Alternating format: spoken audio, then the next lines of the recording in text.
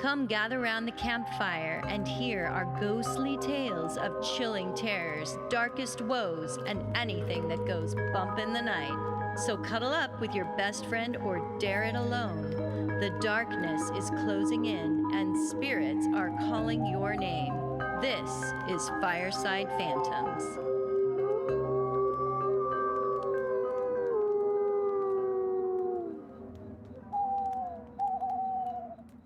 You know what I'm in the mood for? Are you in the mood for a good story? I'm in a mood for a really good, creepy fairy tale. You know what? You might just have a lucky day today. Really? And guess what, Holly? Today What? is a very special day because we are at our 100th Oh, that's right. 100 episode. Yay, us. So if you're our 100th caller, then Yes. you'll win a brand new car. Yeah, and please go to our website and buy something. We don't have anything to sell. We don't have anything on there? No, there's nothing to sell. Oh, okay. We So don't have don't go any- to the website. We don't have any merch or anything. We just wanted you guys to know that we know this is episode 100. Yes. You're welcome. Yay, us. So today, Holly, Yes. I'm going to be telling the story of Little Red Cap, also known as Little Red Riding Hood. Yay! And so this is one of our Grimm stories that we have taken liberties on, right? Yes, so many of you will think you know this story, but most have never heard of the original Grimm fairy tale version, which is much darker and more morbid than the watered down version of the story that is told to kids. I love it. Yeah. This is the adult version. There's a lot of sex and Yeah, violence. no. Not much sex. It's about a little girl. But for those who have heard the original tale, be sure to still listen because this is a Fireside Phantom modern adaptation with the backstory you've never imagined and the promise of a truly haunting version to terrorize the most courageous of heart. So let us begin. Should I get my fireball out and start drinking? Yeah. This is going to be intense. Yes. So let us begin.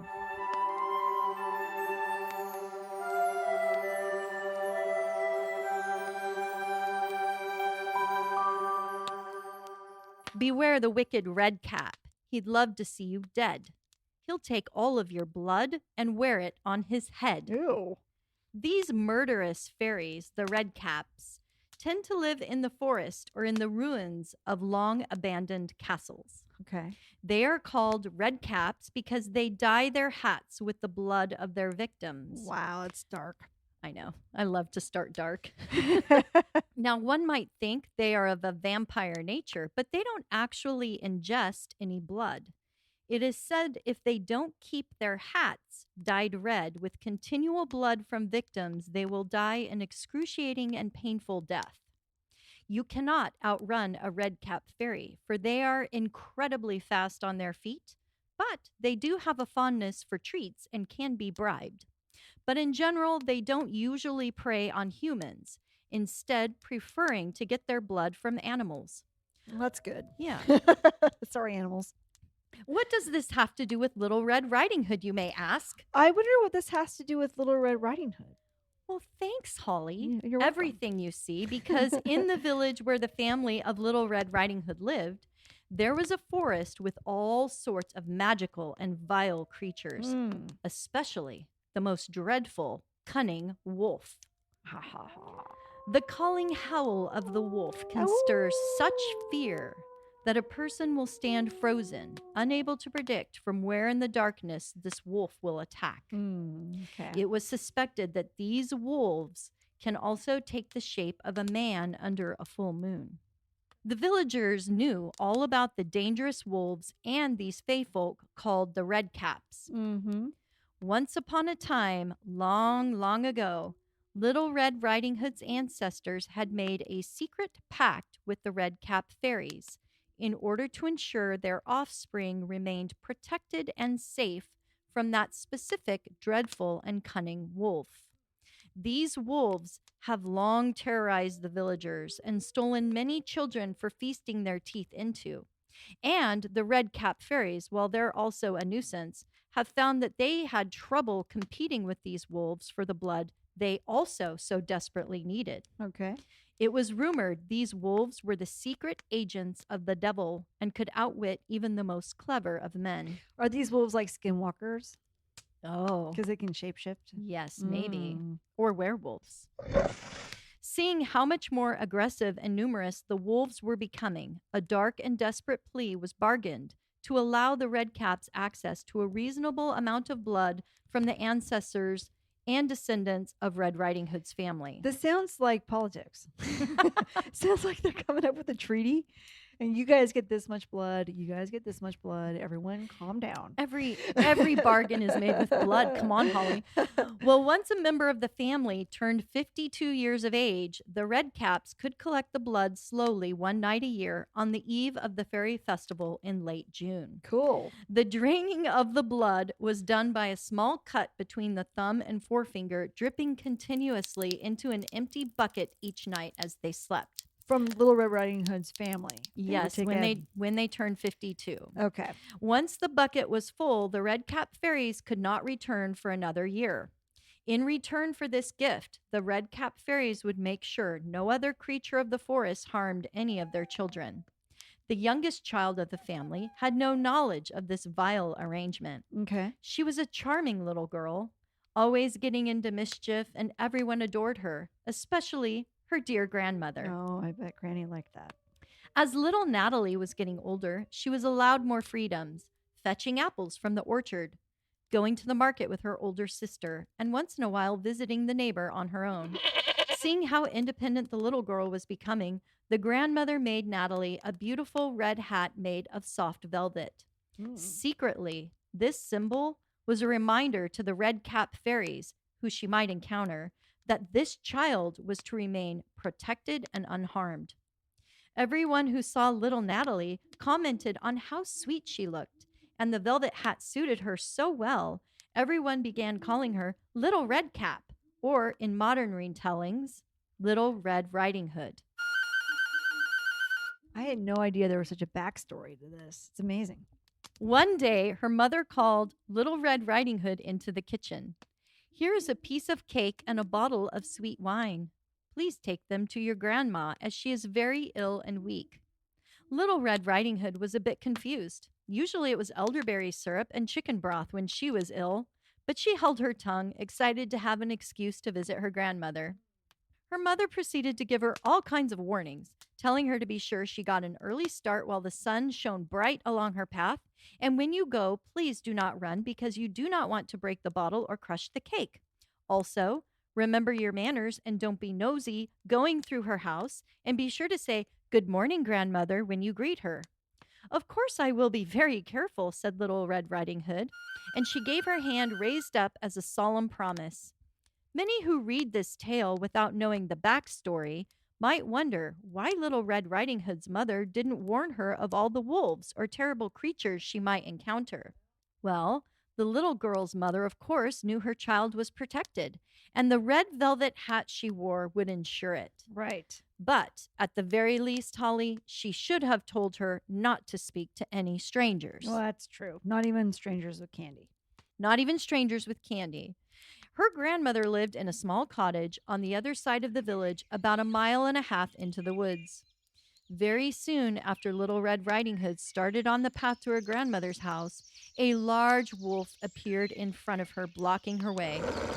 Little Red Riding Hood was not afraid of this creature, who greeted her, saying, "Good day, Red Riding Hood." "Thank you kindly, Mr. Wolf." Everyone knew little Natalie by her nickname, and the wolf was not tricked by her outfit in the least. As he bowed low to her in his greeting, he could smell no blood from the red velvet hat she wore, and she was so charming and plump. "Why are you out and about so early this morning, Little Red Riding Hood? The sun is barely up." "I'm going to visit my grandmother, Mr. Wolf." "Ah, I see. And what are you carrying in the front of your apron?" said the wolf. "I'm bringing my poor sick grandmother some cake and wine. Yesterday was baking day, so the bread should be fresh and make her strong." The wolf snickered, knowing no such bread would make a wolf strong, only fresh, plump meat from children. And as he looked at her, his mouth began to water. But hearing that the old woman was sick meant one thing: an easy prey who would not fight back. He was kind of a lazy wolf, I think. Yeah. Yeah. Questioning her further, "Where does your grandmother live, Little Red Riding Hood?" "She lives about 1.5 miles out here in the woods, just under the 3 large oak trees, and there are nut trees just below. You must know of it, Mr. Wolf," Very specific. replied the child. Thanks, Fred. How convenient. The wolf did not answer her, but instead thought to himself, "This tender, plump child would be much better than an old woman, but together they would make a grand feast to last him for the rest of the month." Plus, there's probably an oven at Grandma's house where she can bake both of them in. Wait, that's a different fairy tale. I think that's Hansel and Gretel. Sorry. But thanks for confusing everyone. Sorry. Back to the story. "I must be very clever about this," thought the wolf. "See here, Little Red Riding Hood. Look at the beautiful sunshine cascading its beams down through the trees. And look, beyond the path out there, a field of beautiful wildflowers. Why are you just looking straight down at the path? Look around. The birds are also singing sweetly if you listen. You are walking so serious and somber as if you're on your way to school or boring church. But why, when the whole woods are merry and full of wonder?" Little Redcap, trying to keep the bottle and cake from being crushed, carefully looked up from the path, and when she saw the warm sunshine beaming down and the beautiful flowers, she thought out loud, "I suppose Grandmother would be very pleased if I gathered her a bunch of flowers that I specifically chose for her." And telling herself that it was still very early in the day, she wandered away from the path to look for flowers. Each time she picked one, she saw an even prettier one further away. And yet when she picked that one, she saw again an even prettier one farther on. Pretty soon, Little Red Riding Hood had wandered deep into the woods. It's like, was that Beauty and the Beast when Beauty's dad is going to the village or whatever, and he's got those 2 road choices, and it's like all dark and scary or something. Yeah, that's how I picture it. That's how I picture it too. She's getting deeper and Deeper deeper, and into deeper. the woods, and we're Yeah. like, no, no, Don't do it, Red. don't do it. Meanwhile, the clever wolf took his opportunity to run ahead and knocked on the grandmother's door to her cottage. "Who is there?" the grandmother called out. "It is Little Red Riding Hood," replied the wolf, saying, "She's bringing you cake and wine, so please open the door." "Just lift the door latch," called out the grandmother. "It is unlocked because I'm far too weak and I cannot get out of my bed to let you in." The wolf could not believe his luck, and knowing how the family was protected, quickly looked around, but he could not find a red-capped fairy anywhere to be seen. Oh, those damn liars. Yeah, fairies, you can never trust You them. can't, yeah, you can't depend on a fairy. Yeah. By this time, the wolf was extra hungry, so he, without further delay, snuck straight into the cottage to find the old grandmother laying in her bed. He immediately, in his excitement, consumed her whole in one big swallow. Just the feeling of a full belly was satisfying, and there was no fight, not even a tiny yelp from the old woman. She was probably ready. She was like, "Thank God you're here. Finally, death. Lord, if I have to have that Little Red Riding Hood come visit me one more time." With that terrible wine and those gross cakes. Yeah. He quickly put on her night clothes, including her night bonnet, laying himself in her bed, and drew the curtains closed. Little Red Riding Hood finally gathered so many flowers she could carry no more, and found herself lost in the forest. Unable to find her way back, she caught the eye of a little bird who seemed to flit around her excitedly. You could put some bird noises in here. Tweet, tweet, tweet, tweet. Thanks, Josh. I mean, Holly. Thanks, Josh. When does a snake get into this? I know. We need some snakes in there. As she took a step toward it, the little bird continued to jump ahead of her, beckoning her to follow it. Before another hour passed, she was once more on her way to grandmother's house. Upon seeing the cottage, she experienced a strange creeping feeling on the back of her neck. Something didn't seem right to her, and she noticed there was an eerie silence surrounding the cottage. Okay, be quiet. No sound. When she got closer, she saw that the door was standing wide open. Yep. Sorry. Oh, wow, said Little Red Riding Hood. I feel such fear all of a sudden, and I don't understand it. I usually like being with Grandma. Mm. She didn't know the other side of Grandma. No, she Making didn't. pacts with the devil. No, I'm kidding. Without stepping a foot further inside, she called out, "Good morning, Grandmother." But she received no answer. After a few moments of silence, she took a few more tentative steps into the cottage and found her grandmother lying in complete darkness, with her bonnet pulled down low over her face. She went over to the window and pulled back the curtain, gasping as the light fell onto the bed. She says, "Oh, dear grandmother, what big ears you have." "The better to hear you with, my child," said the wolf. Sly. "But, grandma, what big eyes you have," she said. "The better to see you with, my dear." Little Red Riding Hood's voice began to shake. "But, grandmother, what large, hairy hands you have, and long, sharp nails." "Ah, yes, child, the better to hug you with, and with my nails untangle your wind-blown hair." "Oh, but, grandmother, what a huge, awful mouth and ferocious teeth you have." "Yes, my dear child, the better to eat you with." And immediately after the wolf uttered this, he leapt out of bed and swallowed up Little Red Riding Hood in a single bite. Oh. Chomp. Oh.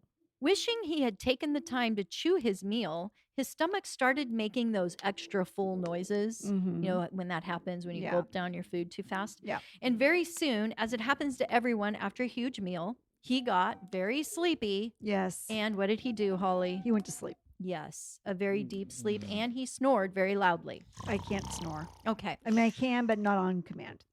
Sorry. You can only whistle through your nose Josh, every once in a while. Josh, you can throw in some snoring sounds here. Now, there was a certain handsome huntsman who made it his mission to kill the bloody, thirsty wolves that had been terrorizing the villagers. Oh, good. He would also kill the red-capped fairies, too, if he could catch them. But he was a bit sweet on Little Red Riding Hood's older sister, Agnes, who seemed especially impressed with his wolf pelts. Oh. He had been tracking days earlier a particular vile black wolf who had been responsible for 5 other deaths in the village. Oh. This wolf was so scary, Holly. Yeah. Because it could slink in and out of the shadows. And sometimes it acted human with the way it knew all about the families and their particular business and travels. He had gotten so close at times only to find his arrow slicing through an empty shadow. There were eerie laughs and whispers in the woods, which haunted and filled him with absolute terror. Yeah. He knew that the thing he hunted was not a normal wolf, but an abomination of an unholy order. Oh, boy. The wolves in these woods had so many disguises, it was hard to trust his own eyes. And it just so happened that the huntsman was passing by the grandmother's house, tracking a set of very large animal footprints when he heard loud snoring. Knowing this was the grandmother of his sweet Agnes, he decided to just peek in and check on her to see if she wanted anything. "My word, how the old bat snores," he thought to himself. But as the huntsman approached the bedroom, he saw the same vile wolf he had been tracking lying in it and sleeping soundly. The huntsman exclaimed with surprise, "How do I find you here, you old sinner? I have hunted you for so long." Just as he aimed to fire on him, it occurred. Maybe there was a small chance the grandmother might be saved. So he quickly took a pair of scissors and ripped open the stomach of the sleeping wolf. That happens a lot in Grimm stories. They rip open the stomach of the bad character. Is it always with scissors? I don't know. Not Huh. sure about that. Anyway, very peculiar. Mm-hmm. Just as he pulled apart the skin, he saw the velvety red hat and quickly made 2 more snips as the little girl leaped out of the belly, crying, "Oh, thank you. It was so dark and smelly in there, and I was so frightened being So inside this gross. wolf." Yeah. But the grandmother was also inside the belly, and she was barely alive, hardly able to breathe as he quickly pulled her out of the wolf. Well, the wolf who had been asleep started to stir, and Little Red Riding Hood quickly gathered up some heavy stones, placing them inside the empty wolf's belly. Yeah. Good. Smart. Yeah. The wolf cried out, waking up, and tried to grab after them all. But, alas, the stones were so heavy, he tried to run and fell down dead from all the weight. Good. Serves you right, wolf. I know. Karma. The huntsman, Little Red Riding Hood, and the grandmother all celebrated the death of the wolf. Grandma uncorked the wine and drank it all in one large gulp and eagerly ate all the delicious cake. She didn't share any with the huntsman? Exactly. Little Red Riding Hood wished she had been given just a tiny bit of the cake, but she hid her disappointment like the good girl she was and found a large vase for the flowers she had picked. Nice. The huntsman, in the meantime, decided to take his knife and fillet the skin off the wolf to bring home for the Little Red Riding Hood's older sister, Agnes, who would surely make a nice winter cloak from the pelt. Yeah, she'll thank him properly, too. Oh, yeah. However, Little Red Riding Hood always blamed herself for what happened that day. After she returned home, her mother scolded her severely because Little Red Riding Hood wandered out into the forest and left the path, forgetting all about her instructions to go straight away to her grandmother's house. But you know what, Holly? The real issue was that her mother should have taught her daughter about stranger danger. Yeah, that's true. She shouldn't just talk to any wolf that talks to her. Exactly. Yeah. And the grandmother should have never left her door unlocked for the riffraff to come in. So this is a collusion of incompetency. Yes, and alas, most adults never admit to any fault, and that was very true regarding Little Red Riding Hood's family. Yeah. So she lived with the guilt all her life and grew up as a desperate people pleaser, always obeying her elders. The grandmother ended up recovering from her illness, but she became very bitter because the Red Cap Fairies did not keep their promise to protect Little Red Riding Hood. They're the ones at fault here. Yeah, come on. Yeah, they had a treaty signed. That's what I'm the most upset about. Yeah, I am too. That's bullshit. Such betrayal. And on the very next fairy festival in late June, she bid the Red Cap Fairies to her cottage. She's like, get your asses over here right now. Yeah. She announced to them saying, all promises are void. We no longer abide by the old agreement due to your failed protection of my family. Yeah. Good. Well, get them. Get them, Grandma. The Little Red Cap Fairies apologized and confessed that over the years, most had moved away to another village 50 miles away, where there was a more dense wood and a bigger population, and the best part? More blood. Less wolves. Well, they all agreed that they would no longer have any binding vows for the blood, as the huntsman was now more than capable of protecting their family. Oh, that's good. But just as payment for their broken promise, they gave the gift of foresight to the grandmother, which would allow her special insight into the future mindset of all the dark creatures that haunted the woods. And it was a good thing, because this was not the end of the wolf attacks. Oh. Later the following year, Little Red Riding Hood was on her way again to visit her grandmother, this time for some lessons on knitting. Oh, nice. Knitting lessons? Yes. Sweet. Yeah. You would be all up for that. Oh, yeah. Along the way, she met again another wolf. This time she paid him no attention and continued straight to the cottage. When she arrived, her grandmother greeted her, and Little Red Riding Hood told her about the wolf she met and said he had such an evil look in his eye. She knew he would have eaten her had she been all alone on the trail. Well, said the grandmother, this time we will shut and lock the door and not let anyone inside. Soon the wolf knocked on the door, asking to be let in. Open the door, it is I, Little Red Riding Hood, bringing you some cakes. Yeah. But they kept very quiet, not a peep or sound, in response to the knocking, and kept the door locked. The clever wolf knew the little girl was inside, so after circling the cottage and trying to find another entrance to the home, decided to jump up on the roof and wait it out. He would attack Little Red Riding Hood when she left in the late afternoon to make her journey back home. But the grandma was now blessed with the sight, and she knew in advance what the evil wolf was planning to do. Okay. That came handy, didn't it? Yeah. In front of the cottage was a great stone trough. So she said to the child, I made some sausages yesterday, and here's the pail with the water I boiled them in. Is that the same pail you drip your blood into, Grandma? No, she didn't say that. Go pour the water into the trough. Little Red Riding Hood did exactly as she was told and quickly filled the trough with water. Quite swiftly, the smell of sausages rose up from the trough to the sleeping wolf on the roof. Leaning out to sniff and peek, the wolf accidentally lost his balance and tumbled off the roof, drowning in the stone trough after bashing its skull on the edge. Nice. Good job, Grandma. That's awesome. Isn't that good for some She's visual pretty smart. gruesomeness of the crushed-in skull of the wolf?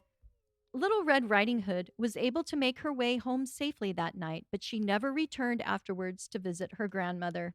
She just had one too many traumatic events and didn't want to push her luck. Too much PTSD. Yes. The original Grimm tale said Little Red Riding Hood never harmed a soul, which is good news considering her trauma.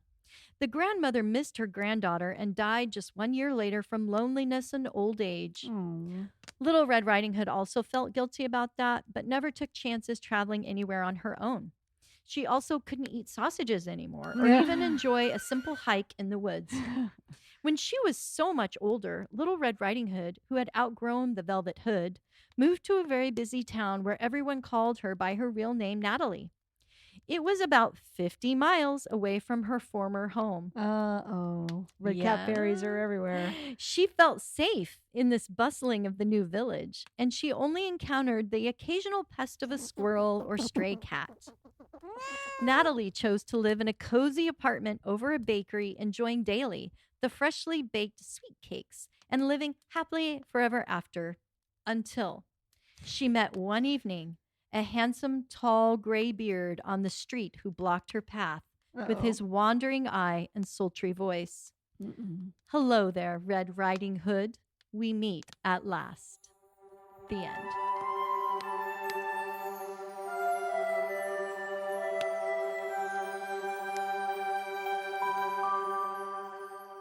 Who did she meet?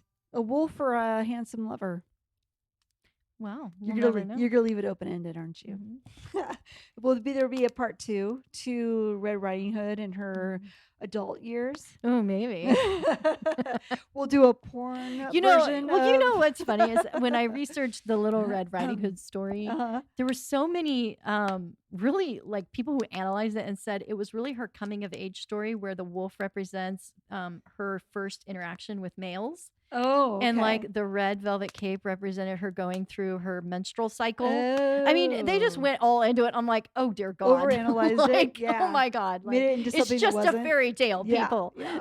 But anyway, yeah. So that's the story of Little Red Riding Hood that you've never heard. So are you going to tell us which was Grimm and which was Carol? Or let people figure it out for themselves? I think people need to go read the original one and find out which part was Carol and which part was the original. Which was made up. Yeah. Oh, okay. Very cool. But I'll tell you. Yeah, you better. The general story I tried to keep as close to the original Grimm tale as possible. That's great. That's great. Hope you all loved it. I loved it. It was great. It We'll was fun. Thank you. We'll have to stay tuned for the next fairy tale that you're going to do soon. That'll become forthcoming. I believe I'm doing Rapunzel. Oh. So yes, and there's a lot of Grimm fairy tales that I've never heard of before. So it'll be kind of fun to get into some of those. It will be. So excellent. All right. Have a great week, guys. Everyone, thanks, guys. Bye-bye. Bye.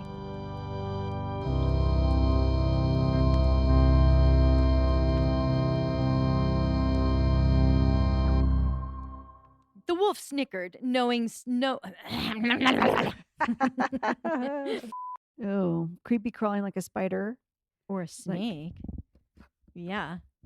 Or your boyfriend's grip. Remind No, I'm kidding. I thought she escaped. Maybe not in this version. Oh yes.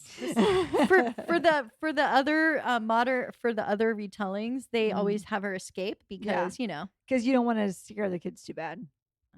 But the original ones didn't mind. You know what? The original ones should have stayed so that you could prepare the children for how the real world works. I like the original ones. Yeah, me too. Yes. Okay. Yeah. As the flames die down, do remain undaunted. Though all hitchhikers are ghosts and all dolls are definitely haunted.